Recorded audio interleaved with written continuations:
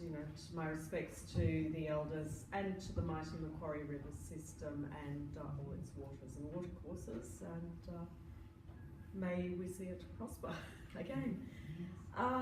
Future Feminist Archive is a hypothetical question that we're asking. It is what, you know, do we need? We're looking at feminism over the last 40 years, from about 1975 to now, and looking at the shifts in feminist practice. And we're actually employing a feminist community model in terms of the structuring, in the way we're trying to bring people together to form new partnerships and new research lines and linkages, as we would have had along the Macquarie River in old times, and to bring those back into the present and back into play. So it's an experiment. We're absolutely thrilled. The vital component of the experiment is working with the DAAO, which started off as the Dictionary of Australian Artists Online, is now Design and Art Online, which is the biggest database for the visual arts in the humanities. So it's an enormous infrastructural resource. What we did a call out to the regions in New South Wales to see who responded. So it's an arbitrary process. We're not predetermining this. It's entirely open.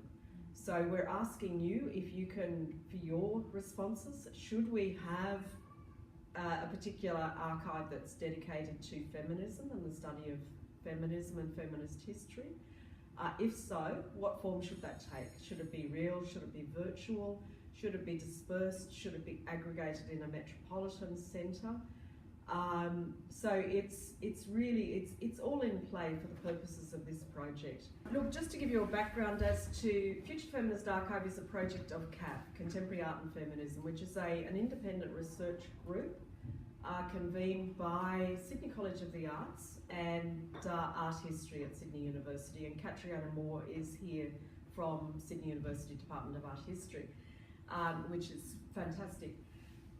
We do an open call out in the feminist traditions of who will come along to our steering committee meetings. So largely the results of those discussions have determined the direction. The archive project comes from an art historian, Natalie says, at the Art Gallery of New South Wales, who said, what about an archive? Should we be looking at an archive? Everybody goes, yes, great idea.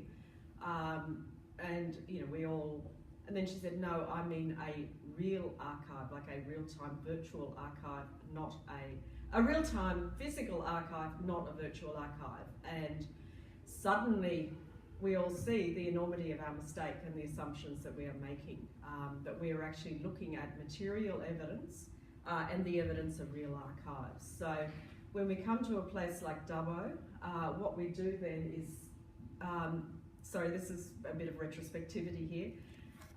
We're building on part of the reason for why this is quite compelling as a question is we look back at something like the National Women's Art Exhibition that happened 20 years ago, which happened before computers. And all of the records of those 300 exhibitions which occurred around Australia had disappeared. So Eric Riddler and the DAAO have just gone and entered those and re-archived them in real time. And the Art Gallery of New South Wales Project Library has started collecting, so if you have any material related to this project or any other feminist project over that time, that's a place to direct your archive to, and to Eric Riddler here. That's just a scope of the map of these exhibitions and the structure of it around the country. So again, it was a random feminist structure, which was undirected, and the idea was you just work with the materials in your collections. So because we're a smaller entity now, we're not working out of an ARC, a research facility. We're entirely volunteer driven. But we all know as volunteers and as artists, curators, historians, writers, researchers, that these issues have not gone away.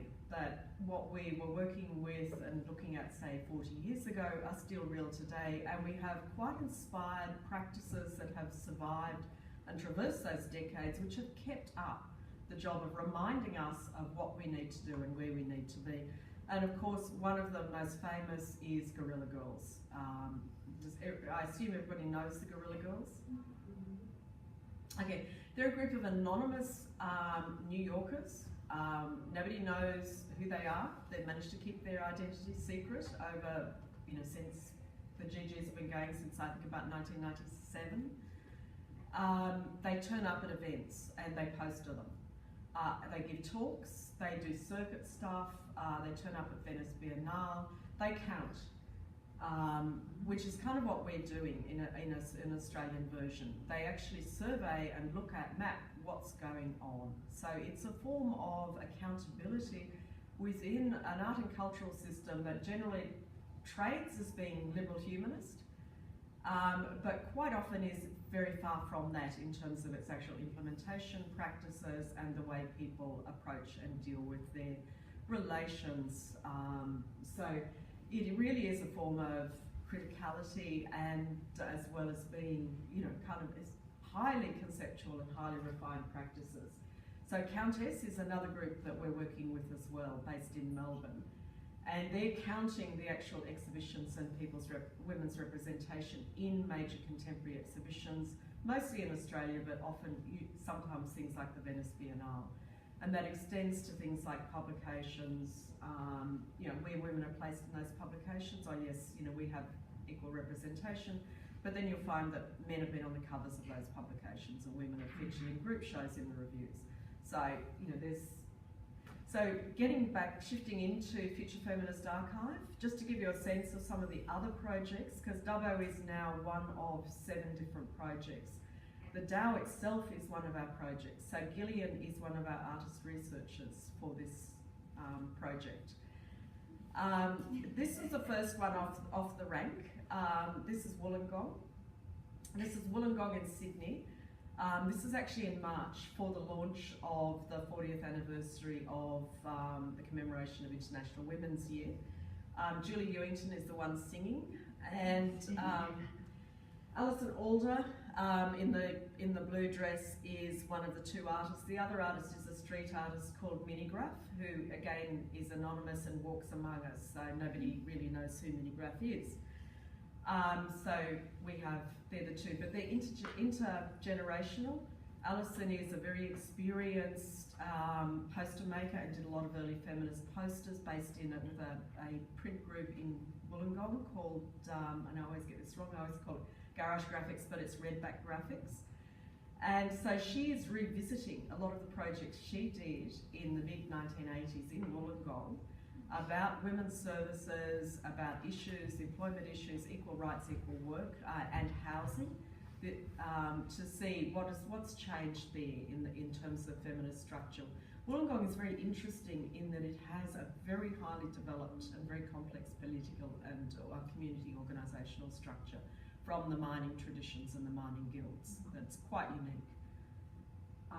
So each area is quite unique. So this is Alison looking at housing dispossession and I know Dubbo has done this with the Gordon estate, looking at what happens when a government fiats to displace an entire population. So this is happening in real time now in Sydney, in the CBD itself, and 500 former maritime workers and their families are being shifted out to somewhere else off the edge of the map. And that's the letter that they got from Department of Housing, their Get Out letter. Minigraph, she puts these up in the streets, so these go up at the same time in the streets. That's Minigraph who walks among us. And anyway, this is another one of our seminars. This is at the Art Gallery of New South Wales, and this again is part of what we're uncovering as we go around. And there you can see a fairly dismal figure there. But this is one of the benefits that technology has delivered us, the power to be able to ask these questions very quickly and get the answers. Whereas I know back in the old days when we were campaigning for affirmative action, it would be a major research undertaking that would have to be done manually, and you were really asking a big thing. So what we're doing is, in a sense, like Minigraph, we're coming in at the grassroots level through the back door and asking the people who actually know how to run these institutions and what's in their collections and how to manage them and how to get those the information about their collections, like where it came from. So this was quite an extraordinary presentation by Jasmine Collages, so some of you who may be a colleague to some of you, combined with an exhibition at the same time, which was See You at the Barricades at the Art Gallery of New South Wales. And in the middle there, the woman holding up the poster there, the mining poster, is an Alison Alder work, and that's one of the works she's revisiting. When they close a pit, they kill a community. And she had always been embarrassed that she never knew the name of this woman. This was her first assignment. She arrived from Melbourne, she got off the train in Wollongong and she was told to go and make a poster about this issue, and just dumped there. And she was so young, she didn't even get the woman's name, she was so inexperienced. And what we've found, courtesy of the University of Wollongong Archives, is that this was never a random encounter. This was all staged and manufactured. Alison was a pawn in a scheme. The woman who's depicted as the sort of archetypal salt of the earth, working class woman here, was in fact the secretary of the Mine Workers Women's Auxiliary, and a woman who everybody wrote to from around Australia very respectfully, and always identified herself as Dear Mrs. Potter. So, and that's the headquarters of the Miners Women's Auxiliary there. So, as you can see, Dolly Potter is the second one there, and that little temporary prefab, which is now itself under threat, as are the archives of the records of the Miners Women's Auxiliary. We've started a process of exchange to get these records into the university. And Alice, we have in our heads that we'll see if we can make this temporary prefab into a sculpture in the cultural precinct in Wollongong, and turn it into a memorial to the Miners Women's Auxiliary and also an artist residency. Coming back here, and this is kind of the reason why, it's a beautiful summary as to one of the reasons why we're doing this. And why the word future turns up in this, and why your work, everybody's work, is so important, in terms of what you're doing and what you'll be building today, and hopefully taking back to your communities and encouraging more people to archive their work, their CV as we know it in the art world, and any research that they've done. This is really, really important, because things like this, this is pre-digital. This mural is very close to the Art Gallery of New South Wales. This is on the Domain car park. This was actually a mural done for the 1982 Women in Arts Festival, and Dubbo was a participant in that. And today it's completely vandalised and obliterated. So one of our projects is going to be putting up a petition and asking for the restoration, reinstatement of this mural. Nora Bindle was one of the major movers and shakers in the land rights movement at that time. And her work is actually still there. And so, of course, in a similar spirit, it's clear that in the archives of Dubbo there are, equally heroic feminist figures and activists, and that's kind of what we're trying to do today, and what some of our superb speakers and researchers from Dubbo will be returning to us. And Simone Taylor from Macquarie Regional Local Studies Librarian has been working on Pearl Gibbs, and I know, and it's quite thrilling to know that there are other people in Dubbo who are working on Pearl Gibbs and Pearl Gibbs's biography.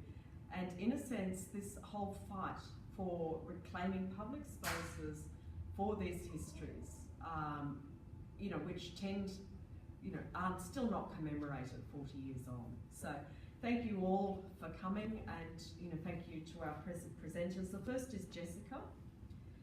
Oh, sorry, this is Bathurst. This is going through the archives, very exciting.